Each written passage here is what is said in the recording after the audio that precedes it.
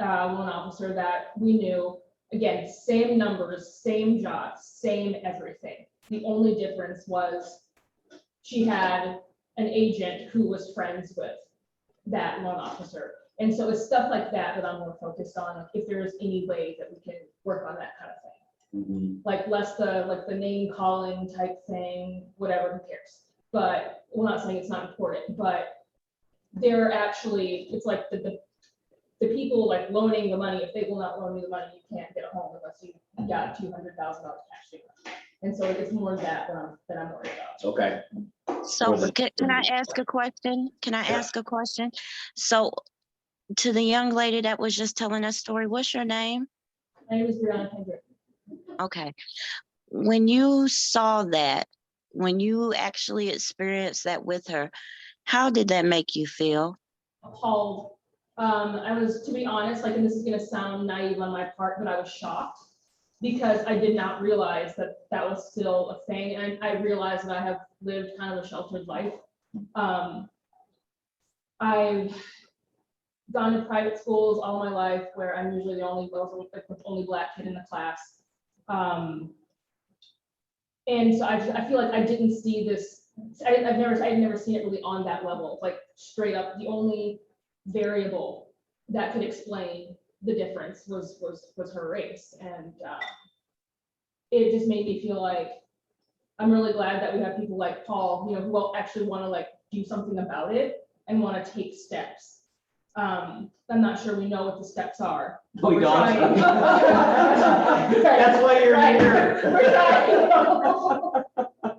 Right. Do you feel like, or do you think, let me see how to phrase this. How do you think that will affect the way you work with future minority? Good question. Good question. I think it's not just assuming, and I guess this is for agents of every color. Just not assuming that, like, when somebody says I was racially discriminated against, just not assuming that it's okay, it could be, maybe not, but actually like taking it very seriously. Okay. And I think it'd be, like you said, it is for every color and stuff, but there's every reason to give somebody 2 or 3 options on the lending side of things. Sure. Absolutely. I know being on the board with Minneapolis Area Realtor Association, one of the things that we're trying to get pushed is that the very first line on the whole entire purchase agreement is what's the buyer's names. And I guarantee you that just having those names is being discriminated on over and over again, especially right now when a house is getting 30, 35 offers. And, and certain names are going to come through there, and there's an agent that's deciding whether that purchase agreement is going to be seen by their seller. And it is a law that all purchase agreements have to be seen by a seller, so that's one of the things that they're really fighting for, is to try to get that line that the name of the buyer doesn't get disclosed until the purchase agreement has been accepted. Okay. To get rid of the whole financing stuff. Shouldn't matter to the seller if the buyer's doing FHA. What type of financing? Yeah, and that's another thing that's on there. Does it have a grant program? Does it have a down payment assistance program? That kind of stuff on there definitely also typecast who that buyer potentially is. They're very racist. Right.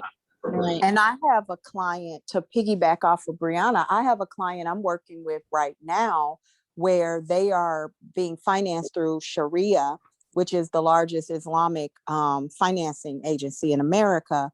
Yeah. And this client is pre-qualified for $490,000, which there's competition in that price range, but not as competitive as some of the lower price points.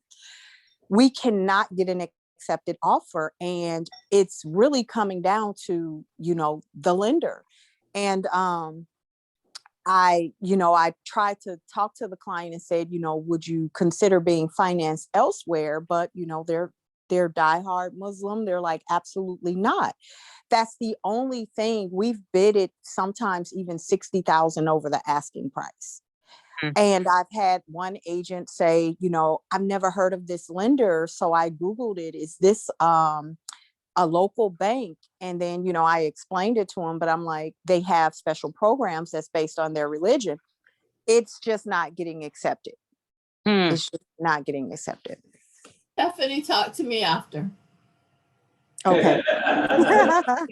Stephanie, I wonder if you were to provide, because I'm sure that all the financials for that organization are public knowledge, and share with them. I mean, I've certainly heard of them, and I don't know how many hundreds of millions of dollars, it's probably in the billions of dollars of assets that organization has. I wonder if you almost go into this with a proof of funds with that organization on your offers. I think that might, if I looked at that and I saw the lender's got $3.2 billion worth of assets, okay, is that gonna make that agent think differently than the fact he's being biased on it because of the name of the organization and who they are, just a thought, so. Tiffany, let's go back to question one. Black individuals getting into real estate, what are some of the challenges you see or you might have had yourself, I know for a lot of people that I know considered real estate, they said, it's expensive. Being in real estate is expensive, although $1,000 may not seem like a lot to some people, but there's no financial assistance typically unless you want to sign on with a brokerage, and be their slave. So that's what I hear a lot is that, it's something that they can't afford to get started, and then also maintaining your licenses with the association dues, or if you pay a broker fee and all of that. So it's the expense and the lack of financial support surrounding the industry. If you want to be a cosmetologist, you can get financial aid for that. You can get support for that. But in real estate, it's an out-of-pocket expense. Again, unless you decide to go with a big box brokerage that you're enslaved to. yeah. Yeah. Mm. Good. Okay, what about, Denise, any thoughts from your side on that question? As I don't really see so much a challenge getting into it. The people that I've talked to that want to get into it, they do. The challenge is staying in it. Like Tiffany was talking about the fees, the quarterly dues, the yearly dues. Really having a brokerage just almost pimp you out. And,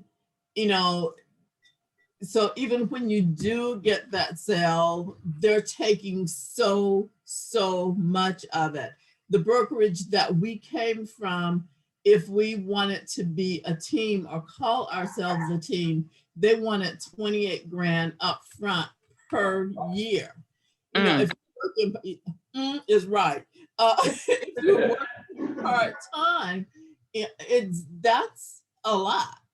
And then if it's that thing of, if you have a 9-to-5 where you're getting that consistent paycheck every 2 weeks, it's going to be in your bank account, as opposed to taking the time to really work as an agent to do what you need to do to be successful, getting over that bridge. I mean, so it's almost like you're going to have 2 full-time jobs in the beginning while you are getting to the point of being successful enough to leave that 9-to-5. Because if you've got rent or a mortgage or whatever, they don't care that, you have dreams and ideals or whatever. Come the first of the month, every month, they're going to want their money. The light company is going to want some money. So it's that kind of thing. I will say that our particular brokerage does have a lot of support and education if a person is willing to take advantage of it. That's not always the case. But I think it's the fear of leaving something that is stable and maybe going to something that's not quite as stable. Yeah, that's what I see. It's not the classes to get in and all that. Yeah. Okay, Or so maybe get through that first year, yeah. yeah, okay, I'm gonna get my license and then what? Yeah, exactly. Cool. And Dr. King, if you gotta jump off, I am saving this. So I will email it over to you. It would be MP4 if you want to watch it after you gotta jump off, so. Okay. And just before I go, so for if any of you have an idea, what would you hope to gain from the town hall? What would you hope? So let's say we have a magic wand and we can turn this into anything you want when it comes to equitable rights when practicing as a real estate agent. What, if anything, would you want to do, initiate, or have discussed when it comes to this topic? Rams, you wanna go first? I need some time to think about that. I don't. I don't need time. Tiffany said she doesn't need time. Okay, Tiffany. I think I would want for people to understand the day in the life of a Black agent. Some of the obstacles that we have to educate a lot of our people that they can purchase a home. Then most of them, well, not most of them, but a lot of them are pre-qualified for FHA. So now there's an obstacle. A lot of them are using down payment assistance. There's an obstacle. Ethnic names. I have another client. His name is Leroy. We can't get an accepted offer nowhere for months. You know, I want people to understand, like, it's not easy out here being a Black agent.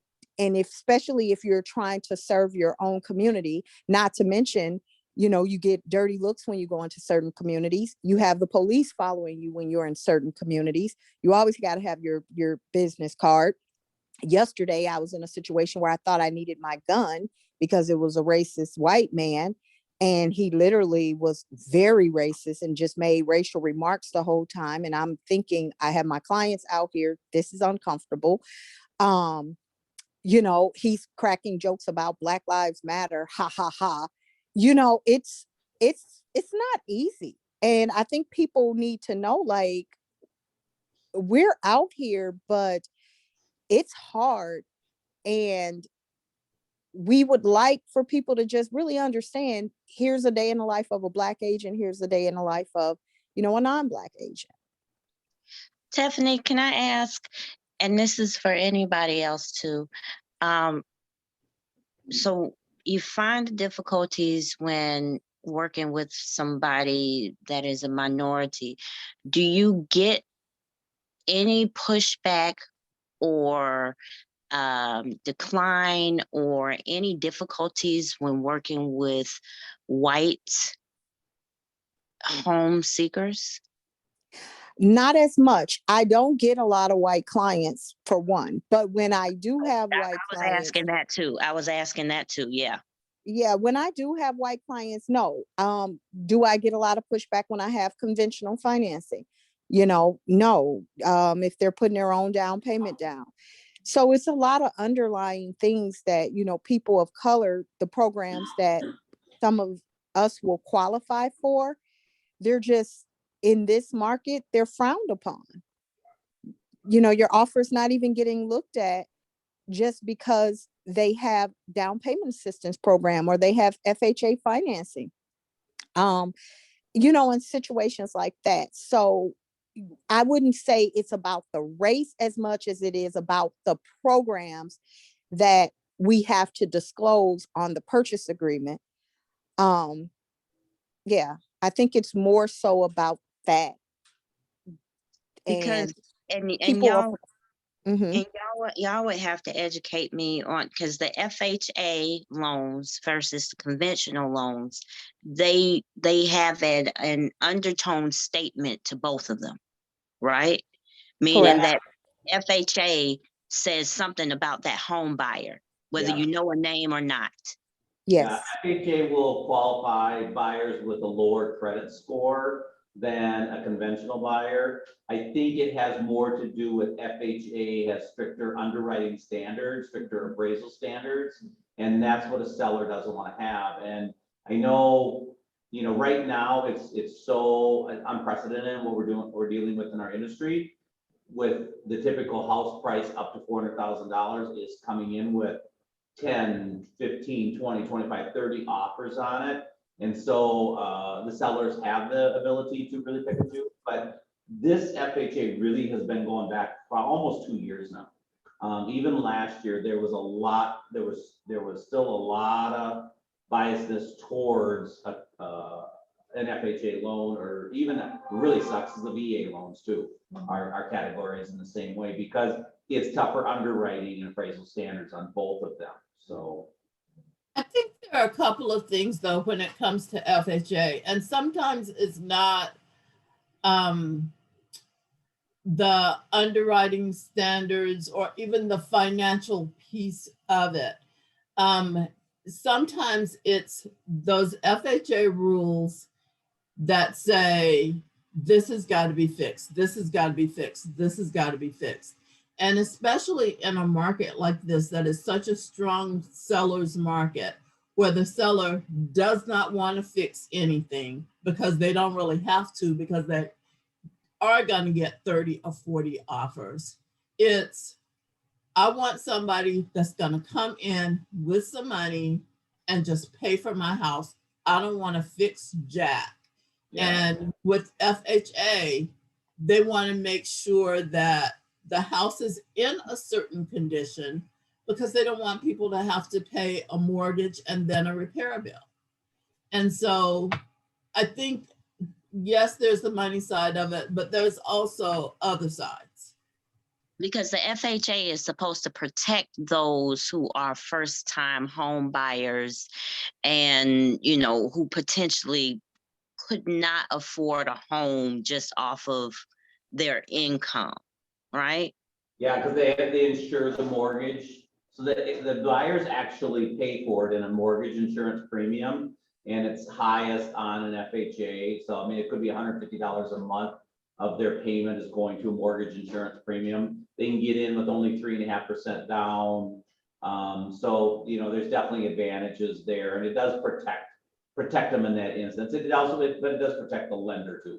It's protecting the lender in case it does go into foreclosure. They're able to exercise the insurance premium to cover any deficiency in the foreclosure. Right.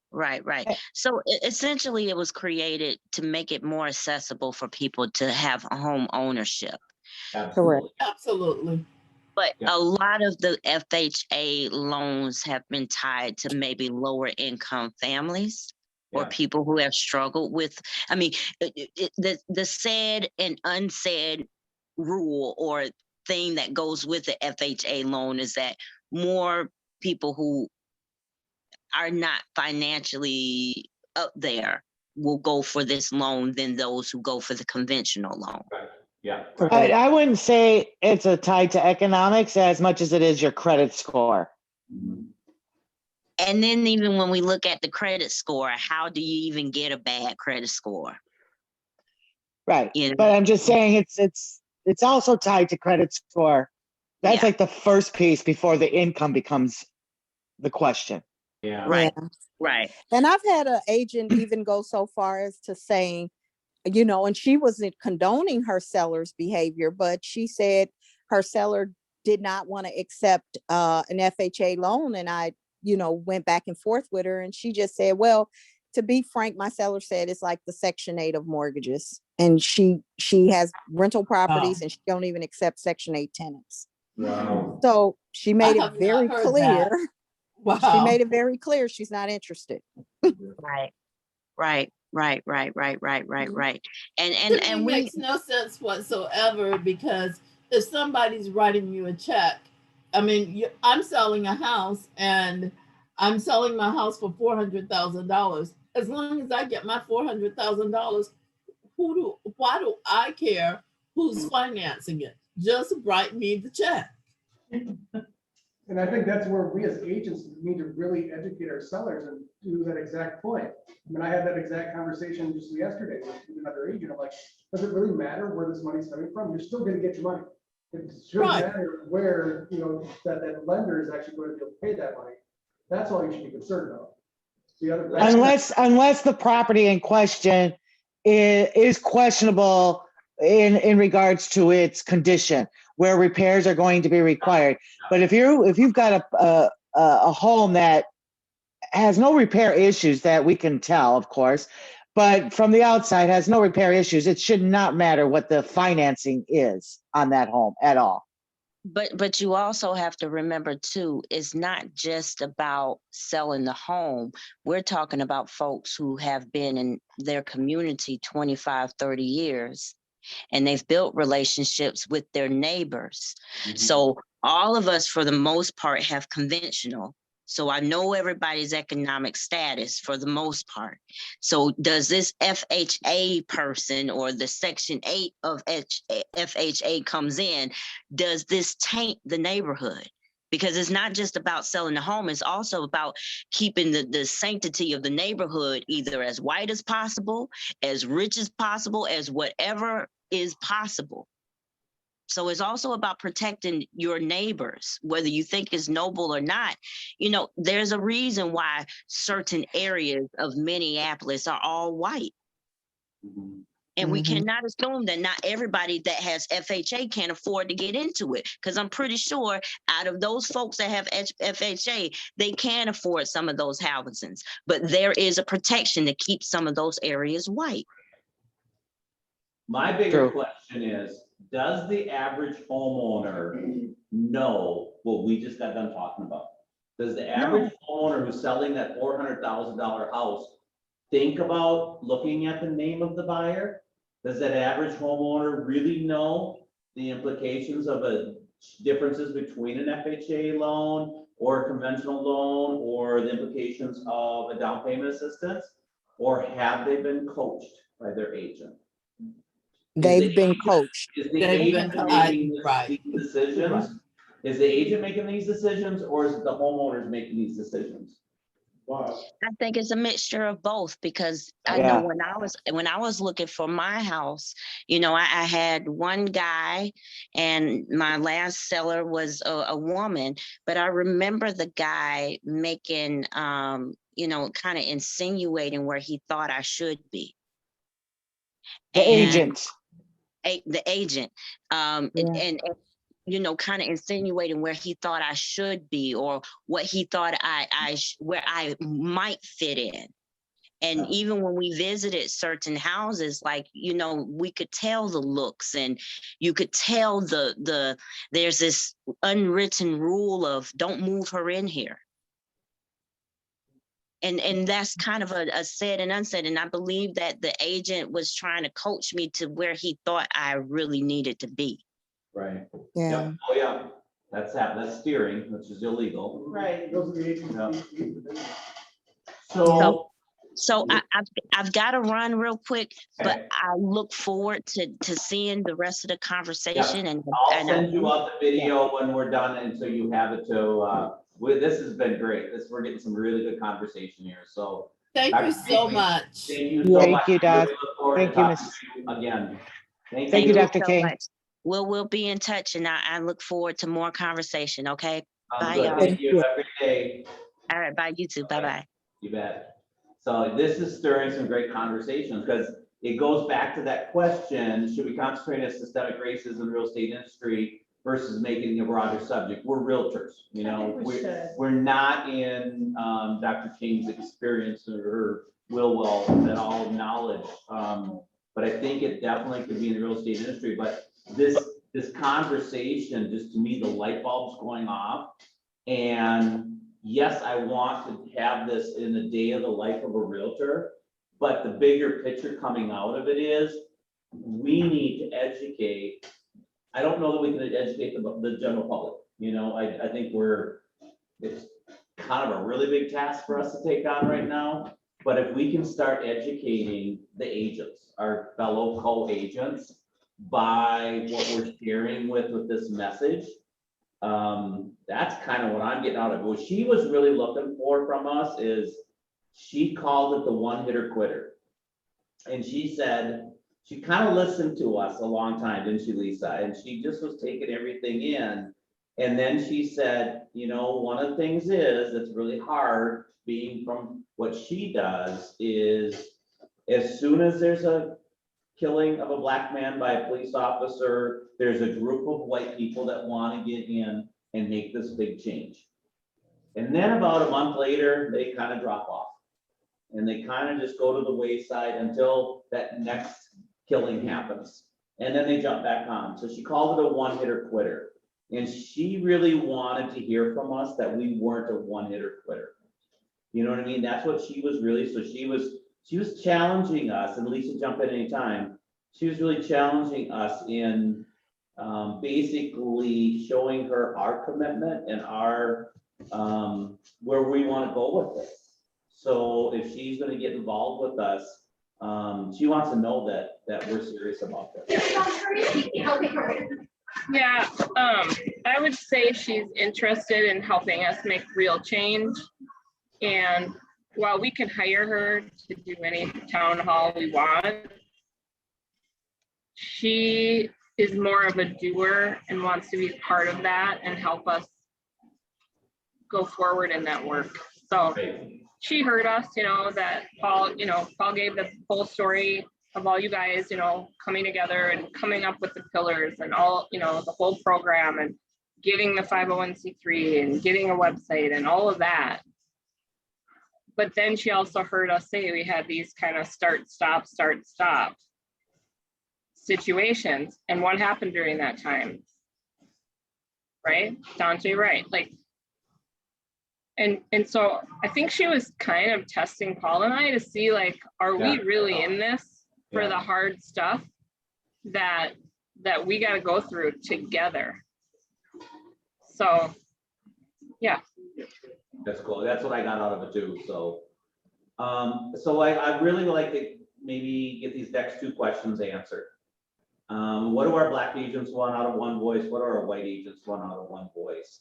Because I think she was asking us some really big picture questions, and I know what I said, but I don't know that that's the same as what other people are going to say. So, anybody jump in? So to our black agents, what do you want out of one voice? I want, I love you, Mom. first, I love you, baby. to make sure that we have our scope intact. This is what one voice is, and this is what it isn't. Because for me, it's really hard to hit a moving target. I personally need things well defined. I thought our core was, our purpose, objective is to get more Black people into their own homes. Can we expand that? Maybe, I don't know. But in my head, if we focus on where we were in the beginning, our goal, our objective, as we become successful with that, then yes, maybe we can broaden it, but I don't want to see it become so broad right now that it, our original purpose is diluted and we lose it, if that makes sense. Good point. I'm with you on that. I think, the fact that we're keeping it into the real estate industry, I think is really important. And so I'm totally with you on that. I think that but then I go back and listening, like Tiffany's talking about the challenges. So we go out there and get all these clients right now, but we can't get them a house. Are we solving the problem or not? So I think it's twofold. I wonder we gotta come up with what do we want this town hall to look like? And what's our contents of it at, because we've got to put together an agenda for this next thing me and Lisa need to do. I wonder by Tiffany and Ramsey and Brianna and Denise telling the challenges that they go through in the day of a life of a realtor, and that is shared with our co-agents that are out there that could be steering their clients down a certain path. By having them hear those true stories, can that change a few? It's not gonna change a lot, but can it change the mindsets of a few select agents that could be steering their clients down this biased path? Or empower people to not put up with it.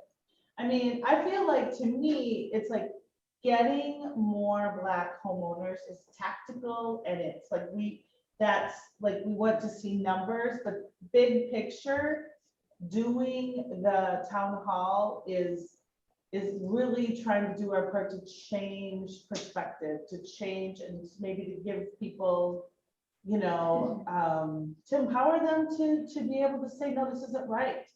Give them a path to, like, this is how you challenge that if that does happen, or this is where we go, or maybe we start reporting more people. I mean, honestly, like on a big picture, I think that my opinion is they go hand in hand.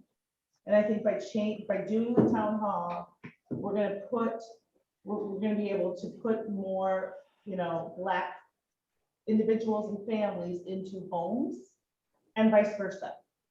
That was really good, Lynn. You said about reporting people. I feel like if people knew they were gonna get reported for this crap, they'd knock it off, or cut I me think down. that's an important piece of Because it. we don't, like, We don't. report stuff, Yeah. and if people started reporting people, yeah, probably.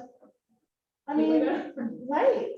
I just Completely agree. I completely agree. Steering is not something that one should be doing. It is illegal. And what happens if you get reported for that? And, do we go back to homeowners or potential homeowners and say, what was your experience? Dr. King saying, well, I had people who were trying to steer me into this neighborhood or this neighborhood. Whoever does it, Board of Realtors or whatever, they can't do anything about it if they don't know. Yeah. And exactly. so I think reporting it is a good thing. Yeah. Yeah. Is there fines level? Oh, yeah. Oh, yeah, there's fines. Actually, I there's mean- up to $10,000. So maybe the questions that we need to, because again, I agree with Denise, which is, why did we start this program? We still haven't gone out. We are not talking to the community. We haven't really done the Survey Monkey. We need to get back to the basics. Educating other agents, that could be another portion of One Voice, separate. We should be able to do them in tandem, educating other agents as well as speaking to the community, getting them on the path to home ownership. If we go out and talk to buyers or potential buyers today, there's chances of us finding someone that's ready to go right there and then. It can happen. I'm not saying it can't, but the chances are they're going to need some type of work, or we've got to start from ground zero with that potential client. So we have to get going on collecting clients. We just have to do that, in my opinion. And we also need to work with other agents. We need to report agents. We have a broker in-house who is on different state organizations and is part of different boards. So we've got an advantage there that we can start bringing and bridging some of these gaps, like you said, if are you being steered? Are you under contract right now? So if I walk into the barber shop or the beauty salon and they say, yeah, I'm looking for a house. And I say, well, how is your agent doing? How are you guys faring? Is everything going well? You know, and again, not trying to pull you, but to go to that other aspect is, are you being steered? Do you feel you're being discriminated against by your agent? What are some of your experiences out there? I'm not trying to pull you from your agent, but I do want to hear your message and I do want to hear your experiences if you're feeling something or feeling some kind of way about what's going on right now in your process. So it's multifaceted. And again, I think we just need to, as that white agent, what do I want out of One Voice? I want to help people realize the dream that they probably don't understand or feel or think that they deserve it, can acquire it, can obtain it, it can make it happen. You know, I just put a contract under place, Black couple, beautiful Black couple, love my guys, Tyrone and Brandy. Because of their financial restraints, they're only qualified for 150. I couldn't find them a house in Minneapolis or St. Paul if I tried to, FHA. Couldn't do it. But we went out to St. Cloud and we were able to get it done. And they're okay with it. They got family out there. So, and I called her on Mother's Day and wished her a happy Mother's Day and told her she bought a house that day. I mean, you could hear the tears in her eye, you know, you could hear the tear in her voice. So it was awesome. I want more of that experience, and we need to do whatever we have to do to get that going and to make it happen. Right, cool. I don't know. I'm just kind of frustrated because we're a year into this, and we still have not started anything. In my opinion, we've covered a lot of ground, and we've opened up a lot of dialogue and conversation, but we still haven't implemented a thing, and it's frustrating for me. Yep, I hear you. I think we're all frustrated on that. I Stephanie, agree with Denise and Melissa. I do think the education, that's why I joined the education pillar, because I know it's a lot of miseducation, but it's really hard to also in this market and in this climate to educate people that home ownership is possible when they're getting doors slammed in their face. So I think another thing that we could work on changing, I feel there needs to be a little bit more transparency around these multiple offer situations. I've had some really good, one agent, he's been in the business 45 years. I loved what he did. When his client accepted the offer, he called every agent that put an offer and he told them why they won. That I really appreciated that because it gave me some additional coaching and feedback, but it also made me feel like it wasn't personal. It was an offer they couldn't refuse. These were the parameters around it. So, and you're able to explain that to your client, which makes sense because none of this is really making sense to someone that you just put all this hope into and you just told them that it's possible and they're constantly getting the door slammed in their face. So I think a little bit more around this transparency, especially when you have some homes that the house I went to yesterday said no FHA, and it can clearly pass a FHA inspection. So, that those type of things should not be happening, and then we're pumping people up and getting them prepared to purchase a home to let them down. And now they're giving up. And feeling like it's not possible anymore. So I think if we're going to be a one voice for change, I think we need to change, like, not just their perspective that the dream is possible, but also, change the way a lot of these realtors are doing things because they're not being transparent in their actions. Because half the time they're probably not even showing half the offers. Who knows what's really going on behind closed doors, but I just think there needs to be real change. We understand it's a competitive market, but some of the comments that are going around nowadays, you can't even repeat them to your client. Like, I couldn't tell my client your FHA financing is like the Section 8 of mortgages. It's horrible. That is just Yeah. horrible. So, and I should have reported that agent, but she said it was her client that said it, whatever, who knows. But I think it's all about education, but some of these agents need to be educated as well. And I think we need to push for a little bit more transparency in this particular climate so people aren't feeling like they're being discriminated against. Hey Stephanie, this is Garrett Howard. Say, I just had a listing in Fridley, I don't know, last week, and it was, I had black families, white families, Hispanic families, Hmongs come to the home, and I could just see in some of their eyes that they were discouraged, and some of them I even heard like, oh, I really like this home, and then they, like, I heard the agents like, oh yeah, we probably have to go XYZ over. So then I'd go out of the home and say, hey, you know, don't be discouraged to put an offer in. You know, call me. I actually had 2 3-way calls with 2 separate parties, and they were telling me what they were going to come in with an offer, and I was helping educate them. You know, some of them were only going to be coming in with $1,000 of earnest money. Some of them had no idea that there was an appraisal gap clause happening. People were waiving inspections, so from the agent standpoint, I think that's where it really starts. And a lot of these agents don't realize what it takes to get an accepted offer today. So I kind of did what you were talking about with that one gentleman. I went back and explained to them, you know, why or what they could have done better to get an accepted offer. Yeah, that's good. But I think it really comes down to like some of these agents, they like, I agree with you, they need the education of. Well, you have some that need education and you have some that need to just stop. When I say that, I mean those that have been in this industry and they really have this attitude, and you see it out there. They really have this attitude of, for lack of discretion, excuse my language, they have a very fuck you attitude to everybody. And I'm just out to make the most money I can make for my seller or myself or myself. I'll put it like that, for my seller and myself.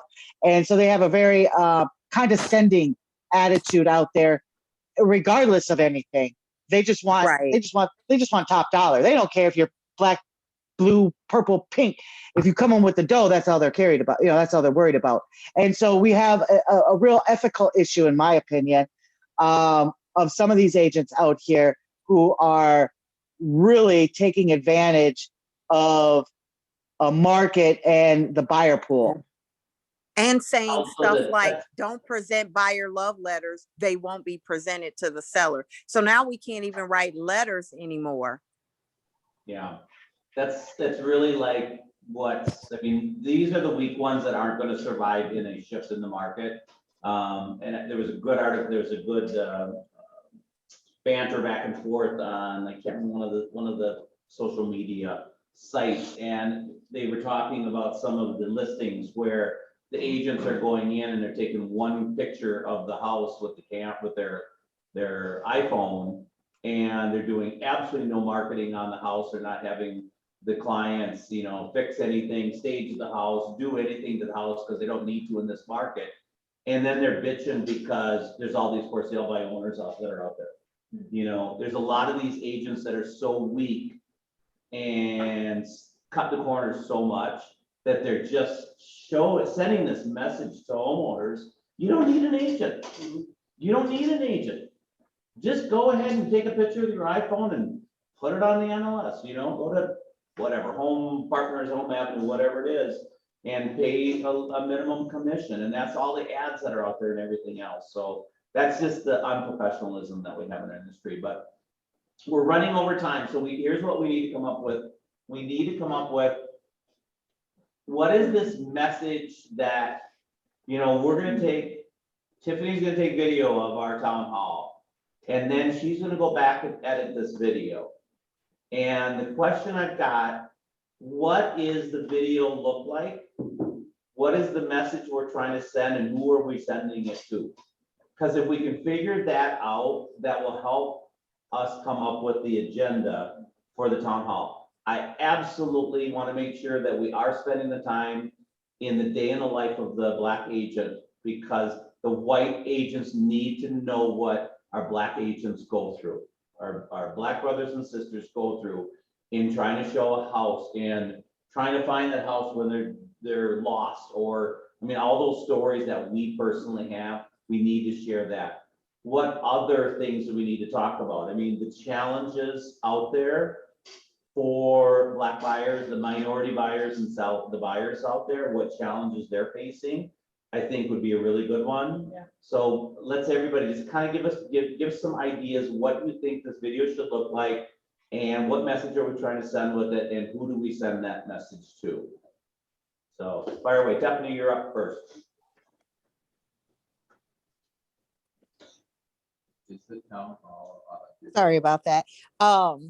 Yeah, they'll be here. I and- think it should look like, I like the day in the life of the agents, and then also talk about some of the, steering that's going on, talk about some of the challenges, and also talk about how these people are getting ready to purchase a home, and this is the happiest time of their life, and how the market itself is making it miserable, but a lot of the underlying discrimination that people aren't admitting to, because they are being coached by their agents to not accept this, or you don't want down payment assistance or whatever. I think it needs to be a real conversation with not only what a day in the life of an agent, but also what some Black buyers and buyers of color, some of the things that we're facing when we're out here trying to get our client into a home. Yep. Could be a day in the life of minorities in real estate today, Yeah. something like that. Yeah. Because I know that I can get Erica Christopherson from National Association of Realtors, who wrote that article on us last year. I know I can get her to take this and come up with a follow-up article to our last one. And it goes out to National Association of Realtors, it goes out to Minnesota Association of Realtors, and Minneapolis and St. Paul. It can go, potential to go really viral with this message. Well, I think she should be at the town hall so she can, She will definitely be there. We talk all the Yeah. time. So, yeah, she'll Yeah. definitely be there. So. and wasn't there a gentleman you brought in the very beginning that's part of MAR or somebody, Yeah. a couple of different people? I think it would be Yeah. very beneficial for them just to be I put on there. Down Listen. here, so there's an organization called Just Deeds. Yeah. That's the one that, for some reason, SPAR decided not to support them anymore, but MAR is totally supporting them. And their job is totally to remove that deed restrictions on certain properties, that no whites can be a homeowner of that property. But MAR has got a diversity and inclusion committee, and I definitely, one of the head of that is one of my fellow board members. So we can definitely get them involved with this too. Absolutely, we can not worry about that. So what other ideas about what this message looks like? Oh, question, yeah, when Dr. King was on here, was that mentioned about the restrictions? We talked about it with her the other day. Perfect. Yeah. That's what her question was. Are you guys doing anything in education towards redlining, steering, housing discrimination? And it's just like, really, we've been trying just to get it to try to help Black homeowners, end that racial disparity. So. I think it's kind of cool to talk about the day in the life of a Black agent. At the same time, I'm more interested in what happens in the day or week, a month or year in the life of a Black buyer. When it comes down to everything from the idea of I want to buy a home, or can I become a homeowner, getting that credit together and all of that stuff, and then going through the process of, oh, my name is Leroy or Jamal or whatever, and what does that mean when a buyer, when a potential seller sees, or when an agent, a seller's agent, sees that on a purchase agreement? How do we go about getting that off? I mean, we know a lot of the challenges, but how do we overcome those challenges? or when you have that agent that tries to take you into certain neighborhoods not because you can't afford to be in neighborhood A, B, or C, but because they think you'd be better off in neighborhood D, E, or F, that kind of thing. And what it takes to get them to the point of, I actually have that key in my hand. I mean, and it's not, again, it's not always about money. Sometimes it is, but not always. If you've got a client that qualifies for a $450,000 loan, that's $450,000. And what difference does it matter if you're Black or white or brown or whatever, as long as you have the green? Right, you got the green and you got the bank to back you. Right. What difference does it make? I agree, names should be removed off of the PA, and in my opinion, so should the financing terms be taken off. I completely agree, completely. Yeah, We were I even agree. looking at a listing the other night, Brianna and myself, where, I mean, we laughed at it, but it's really not funny, where they said, do not bring clients that need financing. And we're just like, okay, not sure what that means, but all right then. So, I tend to agree with the drawing the focus back to the minority buyers as opposed to the agents. And I think maybe if we had a call to action too, like, letting people know that, because I don't know if buyers know that steering and housing discrimination and all this stuff is actually illegal. And so we did like a call, like we educate them on what people in the industry are not allowed to do, and then do like a call to action, like, and we have like maybe an email address to us where they can like report it, and then maybe we take action or something. Okay, like that. I like that. Yeah. Mhm. I would actually see go one step further, instead of having the email come to us, have it go right to commerce, because that's where it all gets reported. Are they gonna do anything though? They- But We that's the need thing. to facilitate it. Yeah, Yeah, we got to facilitate it. That's what they want. What else, Ramsey?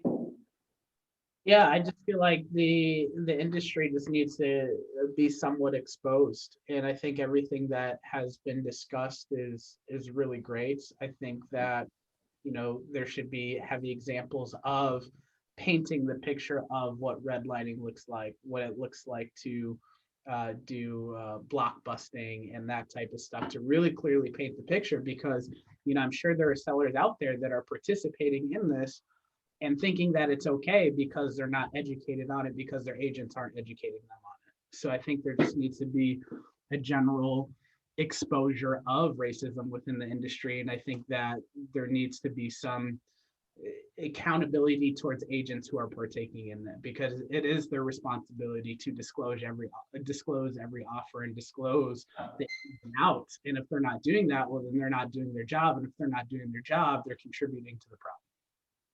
So, Yeah, so maybe the third piece of that education awareness is action. Yeah, I'm definitely taking action. It's accountability. Accountability, right. kind of like how with the whole police thing, you know, if they all cover for each other, nothing's gonna change, and it's up to like the good officers to report the bad officers, like these agents, you're not gonna need to like police each other to probably. Right. Okay, I think we're onto something. Anything else in terms of help us for setting the questions for the agenda and things like that? Yes, I have another I one. don't have down here. Financing. I think it'll be good to have a financing professional on here that could explain, like I have with my client right now, his credit score is 750, but he's only FHA, and he's like, why can't I qualify for conventional? Because no one's taking my FHA offer. That type of thing, I think it'll be really good because there's some discrimination there too, you know, on the financing side. So if we could raise awareness about discriminatory practices when it comes to mortgage lending as well. And then also help people understand it's not discrimination if your trade lines are, aged at this level, that, just kind of help people understand you're not being discriminated against because it's not all about credit score. Right. Well, yeah. That's really good. Yeah, how on the application, how it still says race, like why is it need to do that? Still say It that. does, Are you serious? yeah, I've sat in the appointments with clients and they ask race, yeah. Oh my God, that's, believe it or not, that's actually for government tracking for see who actually. Well, I know that's what they say. as I It's say, more, but I think that's when what they you got do. underwriters, you got Yeah. underwriters that are looking at that. Oh my gosh. Okay, who's our audience? Who is this going out to? Obviously, existing agents. Once we get this video complete, it's edited by our amazing marketing coordinator, Tiffany, with this message, who are we gonna send it to? National Association of Realtors. Definitely not, yeah.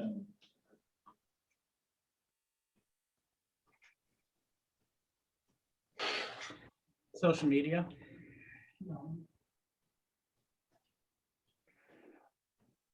Oh, it's one of those, or, that's one. Yeah, good job.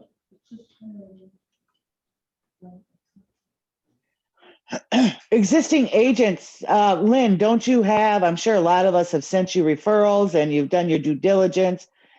Do we have a list of emails that we can invite those people into this? Yeah, I mean, I've got a, You talking about the agents? I think she's Yeah. asking about. You talking about agents? Yeah, Yeah, we got close to 10,000 that are in the Yeah. database, yeah. Okay. How do we make this go viral on YouTube, Miss Tiffany? Yeah, social media, training. Go back, but we gotta schedule a time that we all share it. The algorithms all go based off of how fast it gets shared, so Oh, as really? long as everybody in really one group, if you can have everyone in the nation share it at the same time. that's Okay. how it would go. What if we did like a preview of it too, to get people to watch the whole video and then it into like TikTok, with like, Oh, like a preview of it in TikTok. I couldn't hear that. getting it to go, we're talking about getting it to go viral on YouTube. Oh, okay. There was this cute little story about this amazing grandson, how he took care of his grandma during COVID. And just took her everywhere with him, and he helped color her hair for her, all these things she couldn't do because of COVID. And just what an amazing grandson, because his grandma was so special to him. And he showed her, and I think it was on TikTok, because other social media sites and stuff like that. And he said, Grandma, see this number right here? And she says, it's like 3.5 million. That's how many followers you have. She goes, what does that mean? And it was just the cutest thing. She had no idea this thing had gone so viral. Something like that. We gotta figure out how to, we don't need to figure it out right now. But that will be the power that we can get out of this. If we can get this video to go viral, What if we can put it into media, that's perfect. and they can do a little bit or whatever they Yeah. do, like 10 o'clock news? Yeah, absolutely. What if it went to potential buyers? Because a lot of the buyers don't realize that they're being discriminated against when they are and when they're not discriminated against. Yeah. Potential buyers and sellers. They Yeah. don't know they're doing anything wrong by saying, oh, don't sell to this person or this person or this person, because nobody's told them, Yeah. because the agent's not doing their job. Yep. Okay. Huh? Yeah. I I do watch it, but I don't remember the stuff. All right, I think we're on to something. Are we missing anything else? Specifically with social media, we can put it in the Instagram TV on our HBC. Oh, yeah, that's a good one. profiles. Yeah, that's a good one.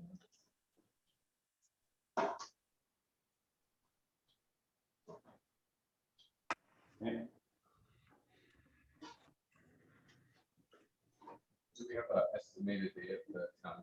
June 10th at 6 o'clock. It was on right here, June 10th at 6 o'clock. And it'll be in Northeast, right down here in the basement. And we, so we need to get the word out, you guys. We need people both in-house and on Zoom. We need more stories. We need more content. We need, Tiffany, I mean, I want to hear you tell the story about the city worker in Sandy. Sandy, you know, that's the stuff. So if your client could be on, you know, all that type of stuff. So that's,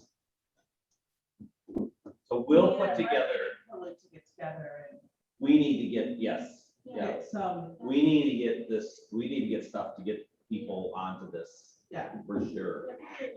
Mhm. We gotta do that right away. like this week. Are we So- gonna have it on like Friday? Lisa, I know you put this down for filler meetings for next week. Marketing, can you guys do a meeting here on Tuesday next week? This, so I think everybody got my email that, one of the good things that Dr. King came out with this, she's like, I don't think you guys are ready for this town hall in 3 weeks. And at the time, it's probably, right now, it's almost 2 weeks out. She goes, I think you need more time to plan on this, and this is a good reason why we're doing this like we are right now, because we definitely need more time. But We can create an itinerary very easily. yeah, yeah. So we can have marketing here next Tuesday. You guys do that? Yeah, I just see there's something social media. Social media accountability? Maybe. But yeah, what time? What time?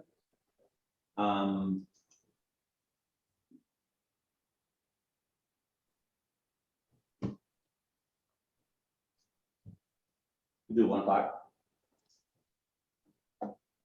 That work? Okay, social media or the marketing group here Tuesday next week at 1. Nicole, are you available to come, like, join the marketing team and all Yeah. All right. Wait, next Tuesday at 1. Yeah. We need to get them. Then, okay. You want to? Okay, what about education? Putting you guys available. Tiffany, Melissa, what time do you have available? On Tuesday, On any day. Tuesday, Wednesday, Thursday. these are good hours for me, like these swing hours, meaning from like 1 to 4 in between, anytime, any day during those hours. You This guys is do my- it next Tuesday at 1? It'd be nice if everything's Tuesday at 1. that Fine works with for me. I think I can switch some stuff around. Let's do Tuesday at 1. Okay, because we'll put together kind of some different things we need you guys to come up, for you guys to be talking about. So marketing, I'll be here with the marketing group. I'll get you guys some stuff. Me and Lisa and me, Lynn will come up with some stuff for you guys to be discussion that pulls this all together. It's gonna be with the agenda. I think we're gonna put the agenda in your guys' hands.